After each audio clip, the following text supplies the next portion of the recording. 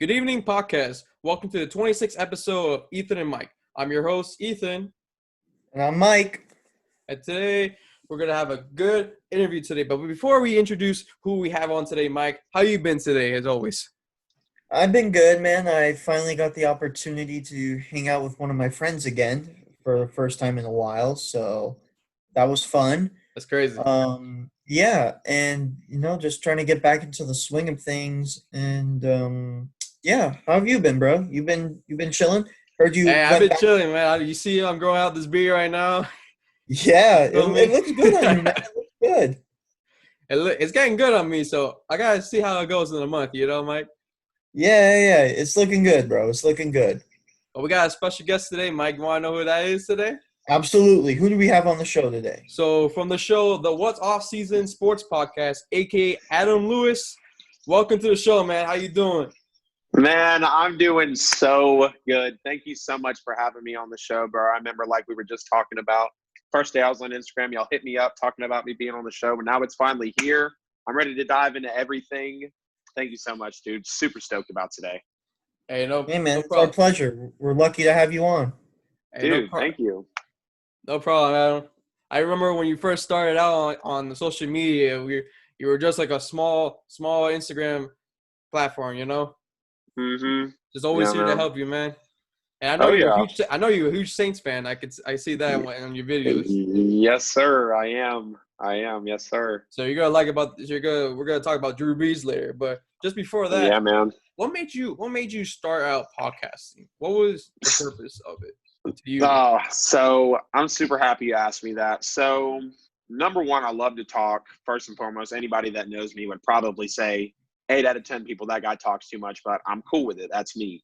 So, I was just kind of soul searching one day and I was like, what I want to do as, my dream job, because I've been in the restaurant business, just got out of the restaurant business because of coronavirus, moving into something else.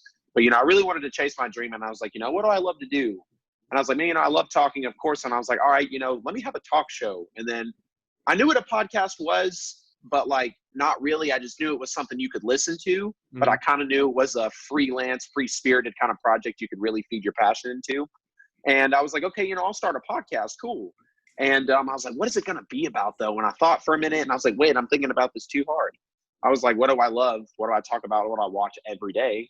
Sports. And, my ultimate dream job is to really host my own sports talk show, like on TV. But really, man, being on social media and the platform social media gives you, it's almost like you don't even want to cater to the broadcasting, area. You almost want to freelance and free spirit, like I just said, and really connect with the community, me being in my location and you in yours. It's great. Just like that, how technology can just connect us immediately. We're on a podcast right now. But I mean, I think the biggest thing about podcasting is what I tell everybody is it's yours. Like it's your baby. You can feed it every day. You can put all of your passion into it and you can grow it up and explode it into something great. And it can be about whatever you want, So that's what really drove me to podcast. And the more I do it, the more I fall in love with it, man. Yeah, I noticed that when I was making my first podcast with Mike, it was just like something like I dreamed of talking because I always like talking about sports a lot. Just how you were like nonstop about sports. If you tell me anything about sports for basketball, NFL wise, Right. I won't stop. Same thing with Mike, especially with our Dolphins. Mike? Yo, Oh yeah, yeah, man. man. Big Whew. Dolphin I geek love over it. here. I love it. I love it. So we a good sports fan podcast. I'm telling you that for sure. Good, man. I Now, love it. I want to ask you about the Clowntown Sports Show. I know you've heard of them. You were just on their show. How'd you like their show? Because we were on there a couple weeks back, and Mike had some interesting thoughts, saying the Bills won't even make the playoffs at one point. Okay, I corrected myself. And then they were trashing him, saying, "Are you crazy?" Hang on, timeout, flag on the play, personal foul, defense, 15 down. I was able to correct myself. So don't go making a mockery of me here. Hey, but pre-report, Mike, come on, tell them about the story. Okay, so basically they asked us what did we think our predictions were for the Dolphin season, and I said one of two things: either A, Miami gets in and Buffalo doesn't, which was crazy, and I eventually corrected myself by saying either Miami gets in as the division winner and Buffalo gets in as a wild card, or Miami gets in as a wild card and Buffalo gets in as a division winner. Okay. That's what I had said. Which is a little bit higher expectation for Miami, especially to have the third toughest schedule on the NFL. If you agree with that, Adam. Man, you got to be a believer, though. You know what I'm saying? I mean, I know you don't want to be that fan that's like, oh, every year is our year, but like, you got to be a believer. You got to, AKA Dallas Cowboy fans.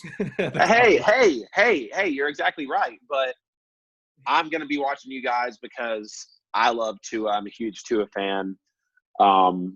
Y'all, I think a lot of people are sleeping on Tua, obviously because of the injury. But I love that y'all are Dolphins fans. Too. That's awesome. I love that y'all are Dolphins fans. Y'all have a gem, man. Y'all really have a gem in Tua.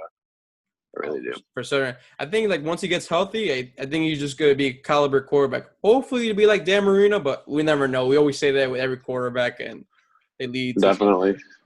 Right. Definitely, I agree.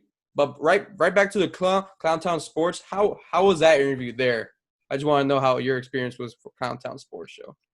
So Clowntown Sports Talk Show was actually my very first podcast I was actually on, but I enjoyed it a lot. The guys were great. We chopped it up a lot about the Saints, which was super awesome. There are a bunch of big Saints fans over there, so that was an immediate click. I mean, they were great, man. Super great host, really relaxed time. Really knowledgeable guys over there, you know what I'm saying? And just good, diverse topics. I really enjoyed being on the show. And just like I said, the fact that we can all podcast and just elevate each other like this and, cross promote and cross, you know what I'm saying? But the fact that, the fact that we could all, the fact that we could all collaborate just, that easy over an app, it's never been easier. So.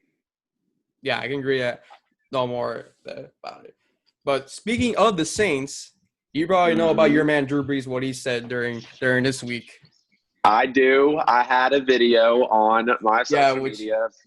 Well, let's talk about what Drew Brees said. So in the beginning of the week, when he was interviewed by Yahoo, it was Insider, if I'm not being mistaken, or Yahoo Finance. Yahoo Finance. He said, I do not respect anyone who doesn't respect the flag.